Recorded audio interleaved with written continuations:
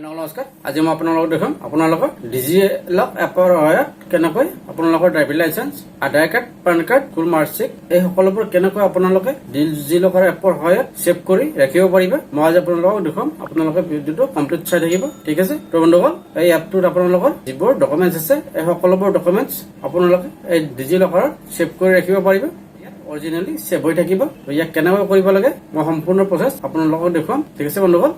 আৰু এই ডকুমেন্টছবোৰ আপোনালোকে ডিজিলকাৰ এপত ৰখাৰ পিছত আপোনালোকে অৰিজিনাল ডকুমেন্টছবোৰ লগত লৈ ঘূৰাৰ কোনো আৱশ্যক নাই গতিকে আপোনালোকে এই ডিজিলকাৰ এপৰ সহায়তে যদি কৰবাত লগা হয় তেতিয়াহ'লে ডিজিলকাৰ এপ অন কৰি আপোনালোকে দেখুৱাই দিব পাৰিব ঠিক আছে বন্ধুসকল তো বন্ধুসকল দেৰি নকৰি মই আপোনালোকক দেখুৱাই দিওঁ আপোনালোকে কেনেকৈ ডিজিলকাৰ এপ ইনষ্টল কৰিব লাগে কেনেকৈ ৰেজিষ্ট্ৰেচন কৰিব লাগে মই কমপ্লিট প্ৰচেছ দেখুৱাম আপোনালোকে ভিডিওটো স্কিপ নকৰিব ঠিক আছে বন্ধুসকল দেৰি নকৰি মই আপোনালোকক দেখুৱাই দিওঁ ইয়াক কেনেকৈ কৰিব লাগে তো বন্ধুসকল ডিজিলকাৰ এপ ডাউনলোড কৰাৰ কাৰণে প্ৰথমতে আপোনালোকে যিকোনো এটা ব্ৰাউজাৰ ওপেন কৰি ল'ব লাগিব তো মই গুগল ক্ৰম ব্ৰাউজাৰ ওপেন কৰি লৈছো চাই লবা মই গুগল ক্ৰম ব্ৰাউজাৰ ওপেন কৰি ললো ওপেন কৰাৰ পিছত ইয়াত আপোনালোকে লিখিব লাগিব ডিজিলকাৰ তো ইয়াত মই ডিজিলকাৰ লিখি দিছো তো ইয়াত আপোনালোকে লিখিব লাগিব ডিজিলকাৰ এপ তো এনেকৈ লিখাৰ পিছত আপোনালোকৰ সন্মুখত এনেকৈ আহিব তো ইয়াত দেখিবলৈ পাবা ইয়াত দি আছে ডিজিলকাৰ এই চিম্বলটো চাই ল'বা এইটোকুৱা চিম্বল থাকিব এইটো আপোনালোকে প্ৰথমতে ইনষ্টল কৰি ল'ব লাগিব তো ইনষ্টল অপচন তলত দিয়া আছে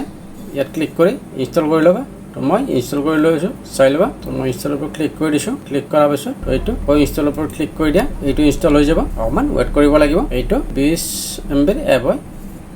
তো এইটো ইনষ্টল হৈ গ'ল এতিয়া আমি ওপেন কৰিব লাগিব তো ওপেনৰ ওপৰত ক্লিক কৰি দিছো ওপেনৰ ওপৰত ক্লিক কৰাৰ পিছত আপোনালোকৰ সন্মুখত এনেকৈ আহিব তো ইয়াত প্ৰথমতে আপোনালোকে ল্যাঙ্গুৱেজ সিলেক্ট কৰি ল'ব লাগিব মই ইংলিছ সিলেক্ট কৰি লৈছো তো ইয়াত কন্টিনিউ ইংলিছৰ ওপৰত ক্লিক কৰি দিছো কৰাৰ পাছত ইয়াত আপোনালোকে নেক্সট কৰিব লাগিব আকৌ নেক্সট কৰিব লাগিব তাৰপিছত ইয়াত লেটস গোৰ ওপৰত ক্লিক কৰিব লাগিব তো চাই লওক এইটো ইনষ্টল হৈ গ'ল এতিয়া আপোনালোকে এইটো ইয়াত গেট ষ্টাৰ্টৰ ওপৰত ক্লিক কৰিব লাগিব তো মই গেট ষ্টাৰ্টৰ ওপৰত ক্লিক কৰি দিছো ক্লিক কৰাৰ পিছত তো ইয়াত চাই লোৱা ইয়াত দুটা অপচন দিয়া আছে সাইন ইন আৰু ক্ৰিয়েট একাউণ্ট অৰ্থাৎ যদি আপোনালোকে আগতে একাউণ্ট ক্ৰিয়েট কৰি ৰাখিছে তেতিয়াহ'লে সাইন ইনৰ ওপৰত ক্লিক কৰি এইটো ওপেন কৰিব পাৰিব ওপেন কৰি তাৰ ডিজিলকাৰত আপোনাৰ ড্ৰাইভিং লাইসেন্স আৰসি যিয়ে নহওক কিয় সকলো সেভ কৰিব পাৰিব যদি আপোনালোকে একাউণ্ট ক্ৰিয়েট কৰা নাই তেতিয়াহ'লে ক্ৰিয়েট একাউণ্টৰ ওপৰত ক্লিক কৰি প্ৰথমতে একাউণ্ট এটা ক্ৰিয়েট কৰি ল'ব লাগিব তো ইয়াত চাই ল'বা মই প্ৰথমতে একাউণ্ট এটা ক্ৰিয়েট কৰি আপোনালোকক দেখুৱাই আছো মই ক্ৰিয়েট একাউণ্টৰ ওপৰত ক্লিক কৰি দিছো ক্লিক কৰাৰ পাছত আপোনালোকৰ সন্মুখত এনেকৈ আহিব তো এইখিনি আপোনালোকে ফিল আপ কৰিব লাগিব তো ইয়াত চাই লোৱা ইয়াত দিয়া আছে নেম ইয়াত নেম দিব লাগিব ইয়াত ডেট অফ বাৰ্থ দিব লাগিব ডেট মান ইয়াৰ তাৰপিছত আপোনালোকে ইয়াত মেল ফিমেল সিলেক্ট কৰিব লাগিব আৰু ইয়াত মোবাইল নাম্বাৰ দিব লাগিব ইয়াত ইমেইল আইডি দিব লাগিব আৰু ইয়াত আপোনালোকে 6 ডিজিটৰ এটা পিন ক্ৰিয়েট কৰিব লাগিব তো মই সম্পূৰ্ণ কৰি আপোনালোকক দেখুৱাইছো চাই ল'বা তো মই এইখিনি প্ৰথমতে ফিল আপ কৰি লওঁ তোমালোকে চাই ল'বা মই এইখিনি ফিল আপ কৰি লৈছো মই ইয়াত মোৰ নাম দি দিছো তাৰপিছত ইয়াত মই ডেট অফ বাৰ্থ দিলোঁ তাৰপিছত ইয়াত মই জেণ্ডাৰ সিলেক্ট কৰিলোঁ মেল ফিমেল মই মেল সিলেক্ট কৰি ল'লোঁ তাৰপিছত ইয়াত আপোনালোকৰ মোবাইল নাম্বাৰ দিব লাগিব তো মোবাইল নাম্বাৰ দি দিলোঁ আৰু বন্ধুসকল ইয়াত মেল ফিমেল অৰ্থাৎ আপোনালোকে যদি পুৰুষ হয় তেতিয়াহ'লে মেল হ'ব আৰু যদি মহিলা হয় তেতিয়াহ'লে ফিমেল হ'ব ঠিক আছে তাৰপিছত আপোনালোকে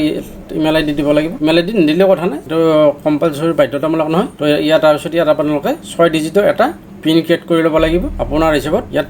6 ডিজিটৰ পিন এটা ক্ৰিয়েট কৰি ল'বা তো মই ইয়াত 6 ডিজিটৰ পিন এটা ক্ৰিয়েট কৰি লৈছোঁ তাৰপিছত ইয়াত ছাবমিটৰ ওপৰত ক্লিক কৰিব লাগিব মই ছাবমিটৰ ওপৰত ক্লিক কৰি দিছোঁ তো ইয়াত OTP এটা আহিব এই OTPটো ইয়াত বহুৱাই দিব লাগিব আপোনাৰ মোবাইল নম্বৰত এইটো নাম্বাৰত চাবা তো বন্ধুসকল মোৰ OTP আহি গ'ল মই ইয়াত OTP বহুৱাই দিম তো মই OTP বহুৱাই দিলোঁ OTP বহুৱাৰ পিছত মই ছাবমিটৰ ওপৰত ক্লিক কৰি দিছোঁ ছাবমিটৰ ওপৰত ক্লিক কৰাৰ পিছত ইয়াত আহিছে ছেভ নেভাৰ আপোনালোকে এইটো ছেভ কৰি ৰাখিব পাৰে নহ'লে নেভাৰো কৰিব পাৰে মই ছেভ কৰি ৰাখিছোঁ তো ইয়াৰ পিছত আপোনালোকে ইয়াত চাব ইয়াত দিয়া আছে ভেৰিফাই আধাৰ অৰ্থাৎ ইয়াত আপোনালোকে আধাৰ কাৰ্ডেৰে ভেৰিফাই কৰিব লাগিব এটা আধাৰ নম্বৰ আধাৰ কাৰ্ডৰ যি নম্বৰ আছে সেই নম্বৰেৰে আপোনালোকে ভেৰিফাই কৰিব লাগিব তো মই ইয়াত আধাৰ কাৰ্ড নম্বৰ বহাই আছোঁ চাই ল'ব তেওঁলোকক মই ইয়াত আধাৰ কাৰ্ড নম্বৰ বহাই দিলোঁ বহাৰ পিছত ইয়াত নেক্সটৰ ওপৰত ক্লিক কৰি দিছোঁ নেক্সটৰ ওপৰত ক্লিক কৰাৰ পাছত ইয়াত এটা OTP আহিব আপোনালোকৰ এই নাম্বাৰত OTPটো ইয়াত বহাই দিব লাগিব OTP আহি গ'ল